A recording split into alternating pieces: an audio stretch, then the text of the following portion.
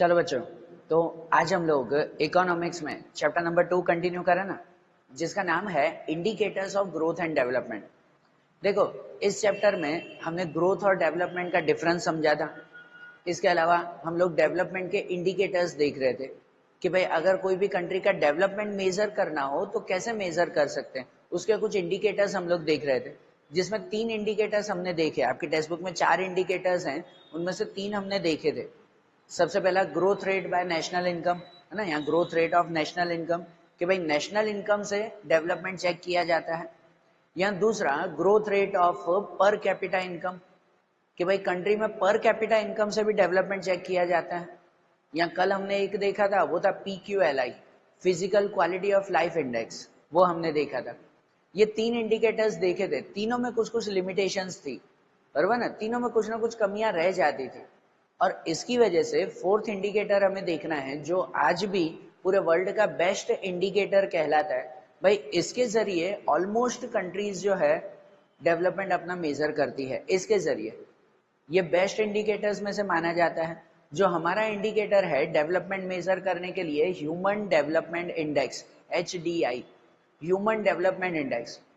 ये इंडिकेटर अगर कहे ना, तो ये इंडिकेटर की शुरुआत यूनाइटेड नेशंस ने की थी। यूनाइटेड नेशन, ध्यान है ना, वर्ल्ड की सबसे बड़ी ऑर्गेनाइजेशन के जिसके साथ दुनिया के सभी देश जुड़े हुए हैं, उन्होंने ये प्रोग्राम शुरू किया था। उन्होंने 1990 में यूएनडीपी मतलब United Nation development program, United Nation development program, UNDP ने एक HDR बनाया। HDR means human development report बनाया, और उसके जरिए एक कॉन्सेप्ट पूरी दुनिया के सामने रखा कि भाई हर देशों का डेवलपमेंट चेक करना है ना, तो हम लोग ऐसे चेक करेंगे, बराबर। यूनाइटेड नेशन के साथ वर्ल्ड के ऑलमोस्ट 188 जितने कंट्रीज जुड़े हुए हैं, ठीक है ना, 188 कंट्रीज यूनाइटेड नेशन के साथ जुड़े हुए हैं। और 1990 में उन सब देशों के सामने इन्होंने एक रिपोर्ट रखी, ह्यूमन डेवलपमेंट रिपोर्ट, एक कॉन्सेप्ट समझाया सभी देशों को कि देखो भाई आप सब अपने अपने देश में इस तरह से डेवलपमेंट चेक करो, और फिर हम लोग उसकी कंपैरिजन करेंगे कि हर देश में डेवलपमेंट कितना है, और हर देश को रैंक दिया जाएगा। जो 188 कंट्रीज हैं ना, उन 188 में फर्स्ट नंबर पे कौन सी कंट्री आएगी, सेकंड पे कौन सी आएगी, भाई उसे एक रैंक दिया जाएगा, तो जिससे बहुत क्लियर पता चलेगा कि भाई हर देश का डेवलपमेंट कितना है, बरोबर ना। ये यूनाइटेड नेशन ने शुरू किया था, और यूनाइटेड नेशन ने शुरू किया है इसका मतलब कि भाई वो बेस्ट इंडिकेटर तो है ही, बरोबर ना, सभी देश उसे एक्सेप्ट करेंगे, क्योंकि भाई वर्ल्ड की सबसे बड़ी संस्था है, उन्होंने सब देश के लिए एक जैसा ये अपनाया। पहले जो 3 इंडिकेटर थे वो हर देश अलग अलग अपनाते थे, अलग अलग मेथड से, ये सब देशों के लिए एक सिंपल सेम मेथड हो गई, ठीक है ना। तो अब ये HDI क्या, ह्यूमन डेवलपमेंट इंडेक्स क्या है वो समझे। तो सबसे पहला हम लोग पॉइंट समझेंगे उनके डिटर्मिनेंट्स। डिटर्मिनेंट्स मीन्स कि भाई ह्यूमन डेवलपमेंट इंडेक्स में कौन सी 3 चीजें काउंट की जाती है। जैसे याद है हमने PQLI में भी कल देखा था, physical quality of life index, उसमें भी देखा था कि उसमें भी 3 चीजों का मेजरमेंट किया जाता है। इसमें भी यूनाइटेड नेशन ने कहा कि हर देश की ये 3 चीजें काउंट की जाएगी, कि जिससे पता चलेगा भाई उसका डेवलपमेंट कैसा है। और आपको ध्यान है इसका नाम दिया गया ह्यूमन डेवलपमेंट, बराबर, ह्यूमन डेवलपमेंट ध्यान दिया गया, क्योंकि कोई भी देश का डेवलपमेंट अगर सही तरह से डेवलपमेंट चेक करना हो ना, तो वहां के लोगों का ही डेवलपमेंट चेक किया जाता है, कि अगर वहां के लोगों की ग्रोथ हो रही है, लोगों का लिविंग स्टैंडर्ड अच्छा हो रहा है, लोग और अच्छी तरह से रहना सीख रहे हैं, बराबर ना, यहाँ और अच्छी तरह से रह रहे हैं, तो मतलब पूरे देश का भी डेवलपमेंट हो रहा है। अगर लोगों का डेवलपमेंट होगा तो ही तो देश का डेवलपमेंट होगा ना, बराबर ना। यूनाइटेड नेशन ने यही कॉन्सेप्ट रखा था, और इसी वजह से उसको नाम दिया गया ह्यूमन डेवलपमेंट इंडेक्स। कोई भी कंट्री का डेवलपमेंट नहीं, लेकिन ह्यूमन डेवलपमेंट चेक किया गया, कि अगर उस देश में वहां के लोगों का डेवलपमेंट अच्छा है, मतलब पूरे देश का डेवलपमेंट अच्छा है, और ये बिल्कुल सही बात है, बरोबर ना। और इनमें ह्यूमन डेवलपमेंट इंडेक्स में यूनाइटेड नेशन ने कौन सी 3 बातें काउंट करने के लिए कही, तो वो थी life expectancy, knowledge and good standard of living, बरोबर ना। ये 3 चीजें उन्होंने कहा हर देश में काउंट करनी है। सबसे पहली चीज लाइफ एक्सपेक्टेंसी। तो लाइफ एक्सपेक्टेंसी का मतलब कहलाता है कि कोई भी कंट्री में वहां का एवरेज लाइफ एक्सपेक्टेंसी कितनी है, मतलब वहां के लोग एवरेजली कितने साल तक जीते हैं, बरोबर ना, पैदा होने से एवरेजली कितने साल तक जीते हैं वो एवरेज लाइफ एक्सपेक्टेंसी कहलाती है। समझा रहा है? ये कल हमने PQLI में भी ये ऑलमोस्ट पॉइंट था कि एवरेज लाइफ एक्सपेक्टेंसी मतलब कितने साल तक एवरेजली लोग जीते हैं। कि भाई सपोज हमारे कंट्री की एवरेज लाइफ एक्सपेक्टेंसी 68 के आसपास है, इसका मतलब हमारे देश में लोग एवरेजली 68 ईयर्स तक तो जीते हैं एवरेजली। बराबर, कोई कोई लोग तो उससे ज्यादा भी जीते हैं, किसी किसी की उम्र 100 और 100 प्लस भी होती है। आपको ध्यान है ना, हमारे इंडिया में ही कितने सारे लोग हैं जिनकी एज 100 प्लस है, पूरी इंडिया में बहुत सारे लोग हैं। और कितने लोग ऐसे भी होते हैं कि जिनकी छोटी एज में ही डेथ हो जाती है। बराबर, छोटी एज में ही, कि भाई 10 20 30 जितनी एज हो तो भी उनकी डेथ हो जाती है। तो भाई किसी की डेथ जल्दी भी होती है, किसी की जो है वो काफी लेट भी होती है, लेकिन एवरेज अगर निकाला जाए तो एवरेज यहाँ पर 68 है। कि भाई एवरेजली लोग 68 ईयर्स तक जीते हैं, ये एवरेज लाइफ एक्सपेक्टेंसी वो ढूंढते हैं। और ये क्यों ढूंढते हैं भाई? अगर एवरेज लाइफ एक्सपेक्टेंसी कोई कंट्री की हाई है ना, ज्यादा है ना अगर, तो इसका मतलब कि भाई उस देश में मेडिकल फैसिलिटीज और वहां का जो है वो न्यूट्रिशन जो सबको मिल रहा है वो काफी अच्छा है। बरोबर ना, एक तो मेडिकल फैसिलिटीज पहले उनमें अच्छी है, क्योंकि अगर मेडिकल फैसिलिटीज अच्छी है तभी तो लोग इतना हेल्दी और लॉन्ग टाइम तक जी पाते हैं ना। बरोबर ना, अगर एवरेज लाइफ एक्सपेक्टेंसी 80 90 पे हो गई तो मतलब सोचो कि भाई वहां की मेडिकल लाइफ बहुत अच्छी होगी, मेडिकल फैसिलिटीज बहुत अच्छी होगी, तभी तो लोग इतना ज्यादा जीते हैं ना। सही बात है ना। और दूसरा कि भाई सबको फूड बरोबर मिलता होगा, सबको फूड बरोबर मिलता होगा, सही न्यूट्रिशन मिलता होगा, तभी तो ये लाइफ एक्सपेक्टेंसी बढ़ेगी ना। तो इससे पता चलता है कि हमारी कंट्री की फैसिलिटीज कैसी हैं। तो इसलिए ये लाइफ एक्सपेक्टेंसी एक डिटर्मिनेंट्स माना जाता है, मतलब एक कॉन्सेप्ट माना जाता है। दूसरा माना जाता है नॉलेज। नॉलेज मतलब लिटरेसी कहो, एजुकेशन कहो, जो भी कहो, लिटरेसी कह सकते हैं कि हमारी कंट्री में लिटरेसी रेट कितना है, मतलब यहाँ के कितने परसेंटेज लोग पढ़े लिखे हैं। या लिटरेसी में यूनाइटेड नेशन कहते थे कि भाई एवरेजली दो चीजें फाइंड करो कि यहाँ के लोग एवरेज कितने सालों तक स्कूल जाते हैं और उन्हें कितने साल तक जाना चाहिए। बराबर, कितने साल तक जाना चाहिए और एवरेजली वो लोग कितना जाते हैं। जैसे अगर इंडिया की बात करें ना, तो भाई इंडिया में अगर इंडिया का डेवलपमेंट करना है ना, इंडिया को जल्दी से आगे बढ़ाना है ना, तो यहाँ के हर एक स्टूडेंट को एवरेजली जो है वो 14 to 15 ईयर्स की स्कूलिंग होनी चाहिए। 14-15 ईयर की स्कूलिंग होनी चाहिए उनकी। स्कूलिंग मतलब जिसमें स्कूल कॉलेज आ गया वो सब, भाई तभी जो है ये देश डेवलप कर पाएगा, है ना, तो ये देश आगे बढ़ेंगे। एवरेज इतना होना चाहिए, ये यूनाइटेड नेशन कहते थे इंडिया के बारे में, लेकिन इंडिया में एवरेज कितना है पता है? यहाँ का एवरेज है 5 to 6 ईयर्स। तो सोचो यहाँ के स्टूडेंट, इंडिया में स्टूडेंट्स एवरेज सिर्फ 5 to 6 ईयर्स ही स्कूल जाते हैं, उसके बाद उनका ड्रॉप आउट हो जाता है। हाँ, आप लोगों को लगता होगा कि हम तो सिटी में रहते हैं भाई, यहाँ पे इतने सारे 12th स्टैंडर्ड तक तो हम सब पढ़ रहे हैं।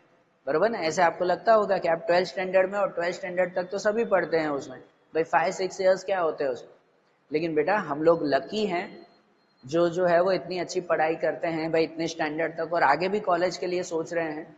इंडिया में बहुत सारे ऐसे लोग हैं कि जिनकी प्राइमरी एजुकेशन भी पूरी नहीं हो पाती, मतलब 8th 9th स्टैंडर्ड तक भी वो एजुकेशन पूरी नहीं कर पाते।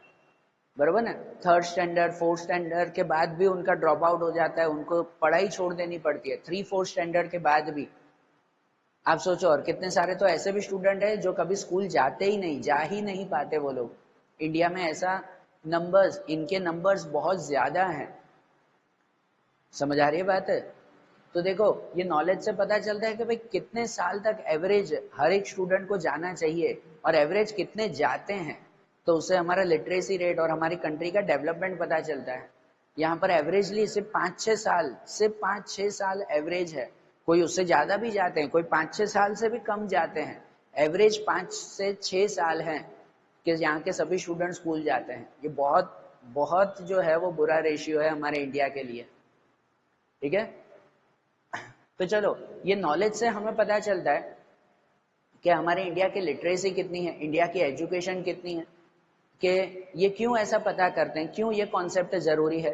तो कहते हैं अगर एजुकेशन होगा ना, अगर सभी स्टूडेंट जो है वो सही टाइमिंग तक स्कूल जाएंगे, उससे ज्यादा भी अगर स्कूल जाएंगे, मतलब स्कूल कंप्लीट किया, कॉलेज कंप्लीट किया, तो उनकी नॉलेज बढ़ती है, उनकी स्किल बढ़ती है, उनका टैलेंट बढ़ता है, और वो खुद कुछ ना कुछ काम कर पाते हैं।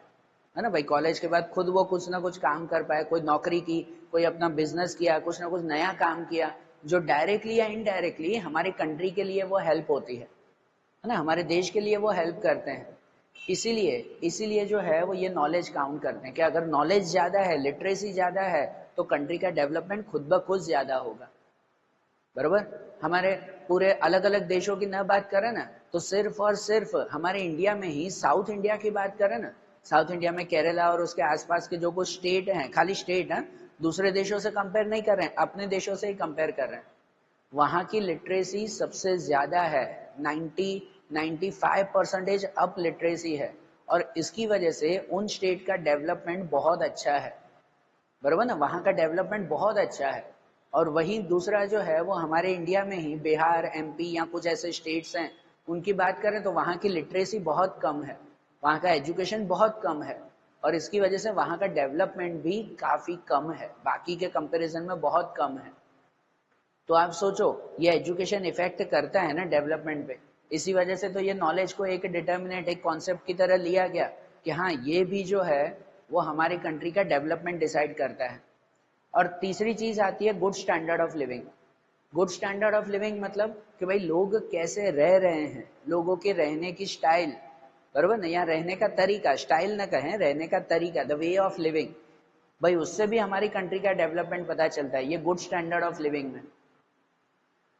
इसमें कौन कौन सी चीजें ध्यान देते हैं कि लोग कैसे घर में रह रहे हैं, घर में रहने के बाद क्या घर में उन्हें सभी फैसिलिटीज हैं, सभी फैसिलिटीज मतलब क्या, घर में ड्रेनेज फैसिलिटी है, प्योर ड्रिंकिंग फैसिलिटीज हैं, कि भाई जो भी खराब पानी होता है, कचरा होता है, भाई वो कचरा का निकाल की पूरी फैसिलिटीज है उनमें। बरोबर। भले घर तो बना लिया, कितने लोग तो ऐसे होते हैं कि भाई खुद ही ईंट पत्थर लेकर खुद ही अपना जो है वो 4 दीवारों का घर बना लेते हैं, लेकिन उनमें अगर फैसिलिटी ना हो तो, पीने का पानी ना आता हो उसमें, बरोबर, भाई जो कचरा निकल रहा हो तो कचरे का निकाल ना हो, कुछ भी कोई ड्रेनेज फैसिलिटीज ना हो, तो फिर वो कैसी हुई, वो सही लिविंग थोड़ी कहलाई। ठीक है, गुड स्टैंडर्ड ऑफ लिविंग ये कहते हैं कि जिनमें ये सब फैसिलिटीज मिलती हो। आप सबको ध्यान है कि हम सब अगर घर में रहते हैं तो हमारे घर में सभी फैसिलिटीज है, भाई 24 घंटे पानी आ जाता है ना, बरोबर ना, ये सही बात है ना। घर में जो भी कचरा होता है उस कचरे का बरोबर निकाल है, ड्रेनेज फैसिलिटी है, नहीं तो हम जो भी जो है वो टॉयलेट यूज करते हैं वो सब है। आप सोचो पूरे दिन में जो भी गंदा पानी होता है, घर में सब्जी धोते वक्त भी गंदा पानी होता है, घर में जो है वो झाड़ू पोछा करते वक्त भी गंदा पानी कचरा निकलता है, ये सब हम लोग जो है वो डाल देते हैं ना गटर में। और उसकी सही फैसिलिटीज हमारे घर के आसपास है ना, कि वो जमीन के अंडरग्राउंड होते होते ही निकल जाता है। कहीं गंदगी दिखाई देती है, गटर लाइंस दिखाई देती है, नहीं दिखाई देती ना। ये अच्छी फैसिलिटी है ना, मतलब हम अच्छे एरिया में अच्छी जगह पर रहते हैं। लेकिन बहुत सारे लोग इंडिया में ऐसे हैं जिन्हें ये प्रॉपर फैसिलिटीज नहीं है। ठीक है, प्रॉपर फैसिलिटीज नहीं, घर में इवन ड्रेनेज फैसिलिटी भी नहीं, घर के बाहर ही जो है वो गटर जाती हुई दिखाई देती है, हमारे घर का गंदा पानी उसी में ही जाता हुआ दिखाई देता है। ऐसे भी घर हैं इंडिया में बहुत सारे। ठीक है, तो कहते हैं जहां पर ये फैसिलिटीज अच्छी है तो मतलब अगर उनका लिविंग स्टैंडर्ड अच्छा है तो समझो पूरी कंट्री का डेवलपमेंट अच्छा है ना। वो फैसिलिटीज उन्हें कब मिलेगी, जब देश डेवलप कर रहा होगा तभी उन्हें ये सब फैसिलिटीज मिल रही है ना। और सिर्फ ये नहीं, घर की फैसिलिटीज नहीं, इनके अलावा उन्हें भले घर के अंदर ही इलेक्ट्रिसिटी की फैसिलिटी कैसे मिल रही है, कम्युनिकेशन की फैसिलिटी, ट्रांसपोर्ट की फैसिलिटीज, कि भाई स्कूलिंग की फैसिलिटी, मेडिकल की फैसिलिटीज, ये सब कैसे हैं। कहते हैं अच्छा लिविंग स्टैंडर्ड वो होता है कि जहां पर हम रह रहे हैं ना, तो हमारे आसपास नियर में ही सभी फैसिलिटीज मिलनी चाहिए। पहले एक जमाना था कि जहां पर जो है वो स्कूल जाते थे ना, तो स्कूल जाने के लिए जो है वो पूरी पूरी नदी पार करके जानी पड़ती थी, इतना दूर दूर जाना पड़ता था। ये कहते हैं कि हमारी उस वक्त हमारी कंट्री का डेवलपमेंट नहीं था।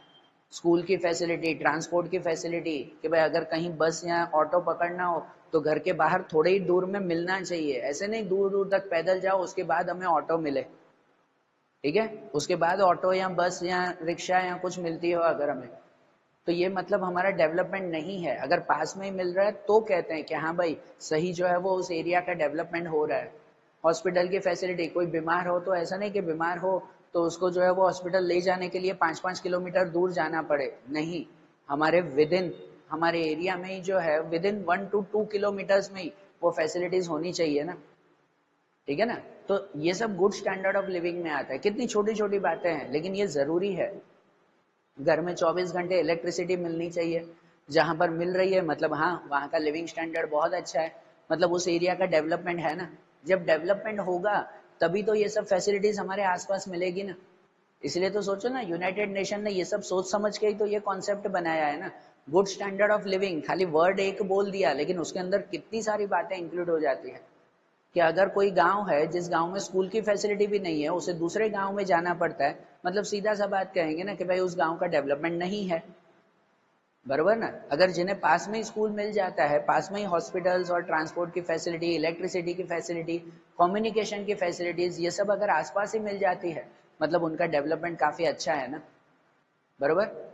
तो एक ये सब फैसिलिटीज, इनके बाद आखिरी आता है, वो आता है फूड की फैसिलिटीज, कि भाई कहीं पर कंट्री में मेल न्यूट्रिशन की प्रॉब्लम ना होनी चाहिए।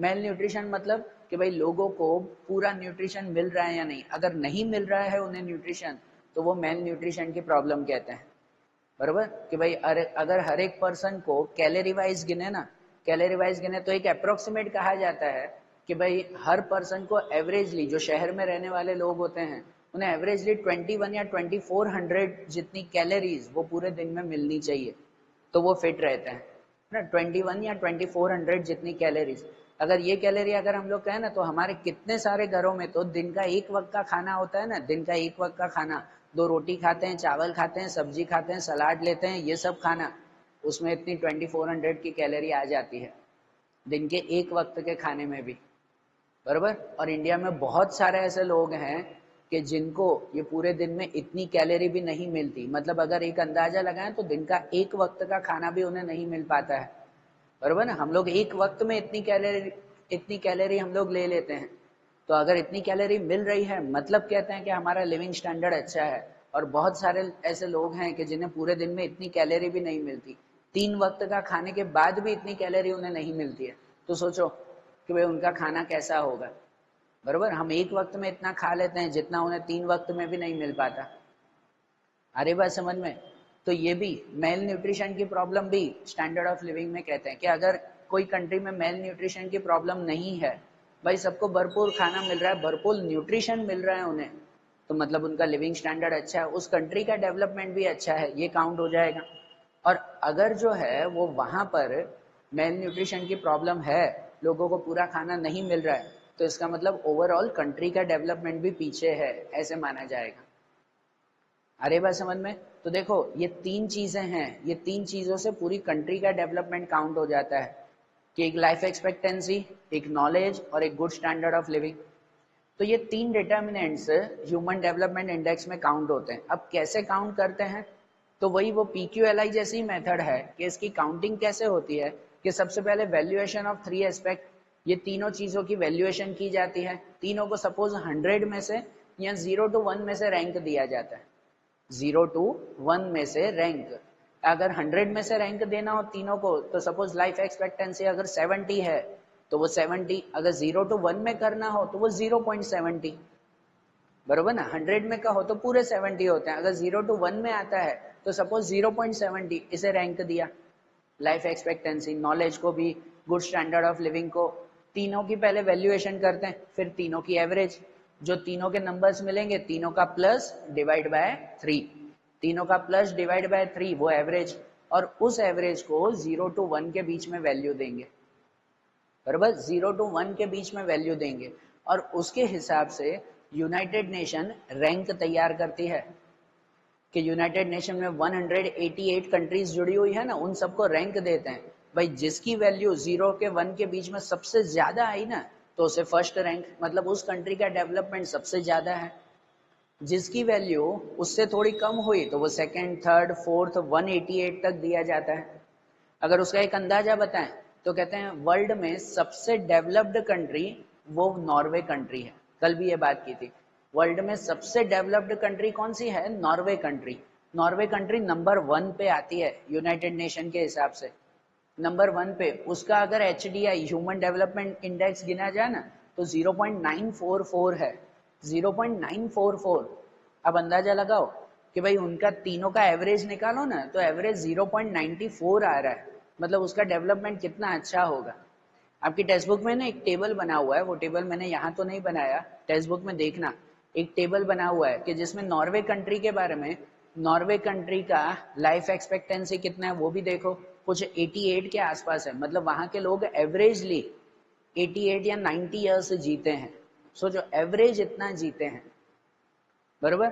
तो ये लाइफ एक्सपेक्टेंसी, वहां की स्कूलिंग देखो, वहां का लिविंग स्टैंडर्ड देखो, उस टेबल में नंबर्स दिए हुए हैं, वो जस्ट नंबर आप लोग चेक करो कि नॉर्वे नंबर 1 पे आता है, कि वहां पे सभी फैसिलिटीज कितनी अच्छी है, उस टेबल में एक बार चेक करो। उसके बाद इंडिया, इंडिया का है ना, तो इंडिया 130 नंबर पे आता है। कहाँ नंबर 1 और कहाँ पे 130, मतलब हमसे आगे 129 और कंट्रीज हैं। एक्चुअली ये रिपोर्ट 2014 की है, 6 साल पहले की है। अभी हमारा रैंक सुधरा है, 130 से जो है वो हम लोग कुछ 127 या 128 पे हैं, लेकिन फिर भी 127 नंबर तो मतलब काफी पीछे हो रहा है, बरोबर ना। अगर रैंक वाइज देखें तो काफी पीछे है, कि इंडिया 130 पे, इंडिया का ये HDI वो 0.609 है, मतलब 0.60 है।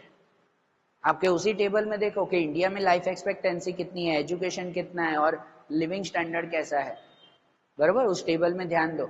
और पूरे वर्ल्ड में सबसे आखिरी में अगर कहें ना, तो सबसे आखिरी में नाइगर कंट्री आती है। नाइगर कंट्री वो 188 पे आता है, वहां का डेवलपमेंट सिर्फ 0.348 है, सिर्फ 0.34। वहां का डेवलपमेंट, तीनों का एवरेज निकालो तो एवरेज सिर्फ 0.34। तो हम इमेजिन कर सकते हैं कि भाई वहां का डेवलपमेंट कैसा होगा, कहते हैं ना वो देश कितना पीछे होगा। क्यों पीछे है उसके तो बहुत सारे रीजन है, पर है ना वो कंट्री सबसे आखिरी में आता है, वहां डेवलपमेंट बिल्कुल नहीं है। ठीक है, आपको वो एक टेबल दिया हुआ है, उस टेबल को एक बार ध्यान से देखो तो पता चलेगा कि भाई हर कंट्री की life expectancy, knowledge, good standard of living कैसा है। मैंने तो 3 लिखे हैं, वो टेबल एक बार रीड करो, सच में रीड करो, कि उसमें अमेरिका, चाइना और जो है वो पाकिस्तान, दूसरे देशों के बारे में भी दिया हुआ है, उन सबके नंबर से एक बार चेक करो कि हमारी इंडिया उनके कंपेयर में 130 पे आता है। और HDI में जो यूनाइटेड नेशन ने जो है कॉन्सेप्ट दिया है ना, उसमें हर देश को 4 पार्ट में डिवाइड किया है, हर देश को 4 पार्ट में डिवाइड किया है। जो सपोज पहले 1 to 50 तक का रैंक आता है ना, 188 टोटल कंट्रीज हैं, तो पहले के 50 जो देश है ना, जिनका ह्यूमन डेवलपमेंट 0.89 या कहो 0.90 से ज्यादा है, 90 से ज्यादा जिसका ह्यूमन डेवलपमेंट इंडेक्स है, तो उसे हाईएस्ट ह्यूमन डेवलपमेंट कंट्रीज कहा जाता है। उन देशों को क्या कहा जाता है, हाईएस्ट ह्यूमन डेवलपमेंट कंट्रीज, भाई वहां पे सबसे ज्यादा है। दूसरे हैं कि जो सपोज 50 to 100 के बीच में आते हैं, पहले 1 to 50 के बीच में हाईएस्ट में आते हैं, फिर 50 to 100 के बीच में आते हैं, जिनका डेवलपमेंट सपोज 0.75 to 0.90 के बीच में है, बराबर ना, 75 से 90 के बीच में है जो, तो वो कहा जाता है हाई ह्यूमन डेवलपमेंट, बराबर। उसके बाद जिसका रैंक 100 to 150 के बीच में आता है, 100 to 150 के बीच में, तो उन्हें मॉडरेट ह्यूमन डेवलपमेंट कहा जाता है। और जिसका रैंक है अप्रोक्सीमेट 150 के बाद आता है, 150 to 188 उनके बीच में आता है, तो उन्हें लो ह्यूमन डेवलपमेंट कहते हैं, बराबर ना। ये सब देशों को 4 पार्ट में डिवाइड किया जाता है, और उनके कंपेयर में अगर हम इंडिया को कहें ना, तो इंडिया मॉडरेट ह्यूमन डेवलपमेंट में आता है, 130 रैंक वो मॉडरेट ह्यूमन डेवलपमेंट में गिना जाता है इंडिया को, बराबर। तो हाँ, इंडिया में डेवलपमेंट हुआ है, ऐसा नहीं है, आज़ादी के बाद बहुत डेवलपमेंट हुआ है, लेकिन फिर भी बाकी के कंपैरिजन में अभी भी हम थोड़ा सा पीछे हैं, ठीक है ना। और वो डेवलपमेंट होता ही आ रहा है, हम जल्दी जो है वो मॉडरेट से हाई में और जल्दी हाईएस्ट में भी पहुंच सकते हैं, ठीक है ना। डेवलपमेंट काफ़ी अच्छा हो रहा है हमारे देश में। तो अगर ये HDI का है ना, ये ह्यूमन डेवलपमेंट इंडेक्स का है, तो ये बेस्ट इंडिकेटर हुआ ना। जो हमने पहले 3 इंडिकेटर्स देखे थे उसके कंपैरिजन में ये काफ़ी अच्छा इंडिकेटर है। तो अब इस इंडिकेटर के अगर कुछ इंपॉर्टेंस देखें कि भाई इस इंडिकेटर के फायदे क्या हैं, तो इनमें कह सकते हैं कि इकोनॉमिक एंड सोशल फैक्टर्स, ये एक ऐसा इंडिकेटर है जिसमें economic factor, money related factors भी काउंट हो जाते हैं, भले लिखते नहीं हैं लेकिन इनडायरेक्टली मनी रिलेटेड फैक्टर्स इसमें आ जाते हैं। क्योंकि अगर स्टैंडर्ड ऑफ लिविंग अच्छी है, लाइफ एक्सपेक्टेंसी अच्छी है, मतलब उनकी इनकम भी अच्छी होगी, बराबर ना। देश का डेवलपमेंट भी खुद ब खुद अच्छा हो रहा है, इनकम भी अच्छी होगी, मतलब इकोनॉमिक फैक्टर्स भी इसमें आ जाते हैं और सोशल फैक्टर्स भी। सोशल फैक्टर्स ना, भाई उन्हें एजुकेशन फैसिलिटी मिल रही है या नहीं, ट्रांसपोर्ट की फैसिलिटीज, कम्युनिकेशन की फैसिलिटीज, ये सब फैसिलिटीज बरोबर मिल रही है या नहीं लोगों को, वो सब इसमें काउंट हो जाता है ना। मीन्स इकोनॉमिक एंड सोशल दोनों फैक्टर्स इसमें इंक्लूड हो जाते हैं, और दोनों फैक्टर को मिलाओ तो ही ये HDI बनता है, ठीक है, इसलिए ये काफी बेस्ट इंडिकेटर्स में से माना जाता है। उसके बाद human welfare with economic development, यहाँ पर इस कॉन्सेप्ट में मेन ध्यान दिया गया ह्यूमन वेलफेयर के ऊपर, लोगों की भलाई के ऊपर ध्यान दिया गया है कि अगर लोगों का डेवलपमेंट हो रहा है मतलब देश का खुद ब खुद डेवलपमेंट हो रहा है, ऐसे काउंट होता है ना इसमें, बराबर ना। ह्यूमन डेवलपमेंट के ऊपर खास ध्यान दिया गया है इसमें, human welfare with economic development. भाई मनी का डेवलपमेंट तो हो ही रहा है, उसके साथ साथ लोगों का भी डेवलपमेंट हो रहा है या नहीं, ये इसमें खास चेक किया गया, इसकी वजह से भी ये बेस्ट इंडिकेटर माना जाता है। देन इम्प्रूवमेंट इन कंट्री, भाई इससे हमारी कंट्री में रियल इम्प्रूवमेंट पता चलती है कि हमारा देश सच में आगे बढ़ रहा है या नहीं। और इसमें जैसे मैंने वो आपको टेबल बताया कि टेबल अगर हम रीड करें ना तो उसमें तीनों चीजों का अलग अलग डिस्क्रिप्शन है।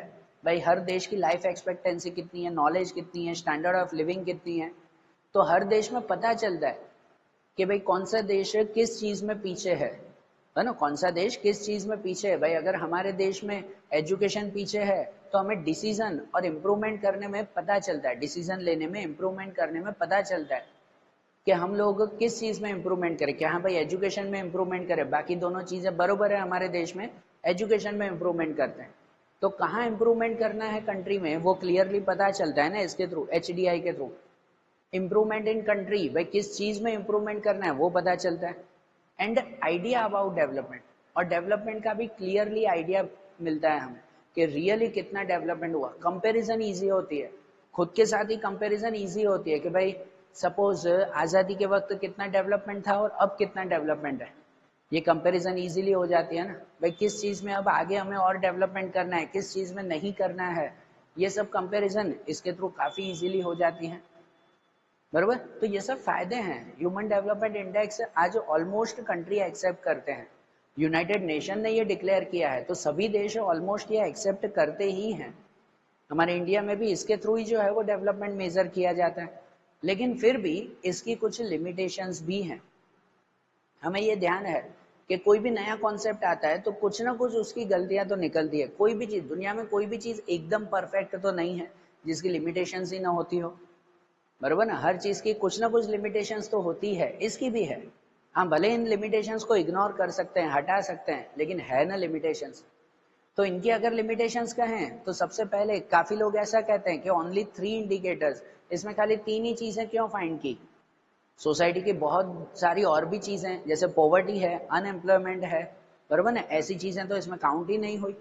वो भी तो देश के डेवलपमेंट पे इफेक्ट करती है ना कि यहाँ की गरीबी कैसी है, यहाँ पे बेरोजगारी कितनी है, ऐसी चीजें इसमें काउंट ही नहीं हो रही है, बरोबर। हर देश में ये प्रॉब्लम्स है ना, तो ऐसी प्रॉब्लम को तो इग्नोर किया गया है। बात तो एक तरह से सही है ना कि भाई इसमें सिर्फ 3 ही इंडिकेटर लिए हैं, ठीक है ये 3 सही है, लेकिन और भी इंडिकेटर्स होने चाहिए इसमें, वो उन्होंने काउंट नहीं किए हैं, बराबर। तो काफी लोगों का कहना है कि ये इसकी लिमिटेशन है कि सिर्फ 3 इंडिकेटर क्यों, ज्यादा होने चाहिए। उसके बाद गिवन इक्वल वेटेज, ये भी बात सही है कि भाई इन तीनों को इक्वल वेटेज दिया जाता है, उसके बाद एवरेज ढूंढी जाती है, मतलब ये तो एक तरह से एवरेज ही है ना। भाई कोई कंट्री में एजुकेशन का इंपॉर्टेंस ज्यादा होता है, कोई कंट्री में स्टैंडर्ड ऑफ लिविंग का इंपॉर्टेंस ज्यादा होता है, किसी में दूसरा इंपॉर्टेंस ज्यादा होता है, तो सबको एक जैसा जो है वो वेटेज क्यों दिया जाए। वेटेज मतलब इंपॉर्टेंस, भाई हर देश में सबको एक जैसा इंपॉर्टेंस दिया गया है तो ये गलत है। यूनाइटेड नेशन सब में एक जैसा इंपॉर्टेंस मानता है, तो ये काफी लिमिटेशन मानी जाती है इसकी। यहाँ दूसरा कहते हैं इट्स अ रिलेटिव मेजर, हाँ रिलेटिव मेजर है, ये एब्सोल्यूट मेजर नहीं है। रिलेटिव मेजर मतलब कि इससे खाली कंपैरिजन पता चलती है। अगर यहाँ पे देखो ये कंपैरिजन ही करते हैं कि नॉर्वे नंबर 1 पे, इंडिया 130 पे। अब 130 पता है नंबर देखकर ही हमें डर लगता है कि हमारा इंडिया इतना पीछे है, बरोबर ना। 130 नंबर देखकर ही पता चलता है यार इतना पीछे है हमारा देश, ठीक है। लेकिन अगर दूसरों से कंपेयर न करें, सिर्फ इंडिया के बारे में ही सोचें, तो आप इमेजिन करो कि आज़ादी से लेकर अब तक 70 इयर्स में कितना आगे बढ़ा है हमारा इंडिया, कि आज इंडिया में हर तरह की फैसिलिटीज हैं और कंटिन्यूसली आगे बढ़ता भी जा रहा है, बरोबर ना। तो इंडिया का डेवलपमेंट काफी अच्छा हो रहा है अगर खुद से ही कंपेयर करें तो। खुद से कंपेयर करते हैं ना वो एब्सोल्यूट मेजर कहते हैं, हाँ भाई खुद से ही कंपेयर कर रहे हैं, रियल कंपेरिजन होती है। लेकिन दूसरों से कंपेयर करता है ना तो वो रिलेटिव मेजर कहलाता है। जब दूसरों से कंपेयर किया जाता है तो HDI तो रिलेटिव मेजर बन जाता है। रिलेटिव मेजर मतलब ये तो खाली दूसरों से कंपेरिजन होती है कि खुद का ही डेवलपमेंट चेक करो, वो तो इसमें क्लियर होता नहीं है, बराबर ना, काफी लोग ये कहते हैं, ये इसकी लिमिटेशन है कि ये रिलेटिव मेजर है, क्योंकि खुद से कंपेयर करो तो इंडिया तो काफी आगे बढ़ रहा है, ठीक है ना, लेकिन दूसरी कंट्री से कंपेयर करने जाओ, नॉर्वे अमेरिका से, तो हाँ इंडिया तो 130 पीछे, 130 रैंक पे आता है। समझ आ रही है बात? भाई इंडिया में क्या है, कितना डेवलपमेंट हो रहा है, आपको पता है कि भाई इंडिया में कितनी सारी नई नई चीजें डेवलपमेंट के नाम पर तैयार हो रही है, कि हर जगह पर नई नई टेक्नोलॉजीज आ रही है। ये स्टेच्यू ऑफ यूनिटी जैसा इतना बड़ा जो है स्टेच्यू बना है, इतनी बड़ी चीज हमारे इंडिया में तैयार हुई है जो पूरे वर्ल्ड में नहीं तैयार होती है ना, पूरे वर्ल्ड में ऐसी चीज नहीं तैयार हुई जो इंडिया में तैयार हुई है। तो ऐसे, ये तो एक एग्जाम्पल, ऐसे कितनी सारी चीजें तैयार हुई है, मतलब हमारे इंडिया का डेवलपमेंट हो रहा है। खुद से कंपेयर करें तो इंडिया बहुत आगे है, दूसरों से कंपेयर करें तो इंडिया बहुत पीछे लगता है हमें, बरोबर। इसलिए कहते हैं कि एचडीआई की ये लिमिटेशन है कि भाई ये रिलेटिव मेजर है, दूसरों से कंपेयर करते हैं, जो चीज गलत है, बरोबर। लेकिन फिर भी अगर इन तीनों लिमिटेशन को हटा देना, इग्नोर करें ना, तो एचडीआई बहुत अच्छा मेजरमेंट भी है, कम से कम डेवलपमेंट काफी हद तक पता चलता है ना। बाकी के जो 3 इंडिकेटर्स थे, उन 3 इंडिकेटर्स के कंपैरिजन में इसके थ्रू काफी अच्छा डेवलपमेंट हमें पता चलता है, बरोबर। तो क्लियर हुआ एचडीआई किसे कहते हैं, वो क्लियर हुआ ना ये। तो देखो यहाँ हमारा ये चैप्टर कंप्लीट हुआ है, जिसके अंदर हमने जो है वो चारों इंडिकेटर्स देखे, इसके रिलेटेड क्विज है, वो भी आप लोग ध्यान देना उसमें। तो अब जो इकोनॉमिक्स के दूसरे चैप्टर्स आएंगे, दूसरे कॉन्सेप्ट आएंगे, वो अब हम लोग नेक्स्ट वीडियोस में देखेंगे। Okay, thank you.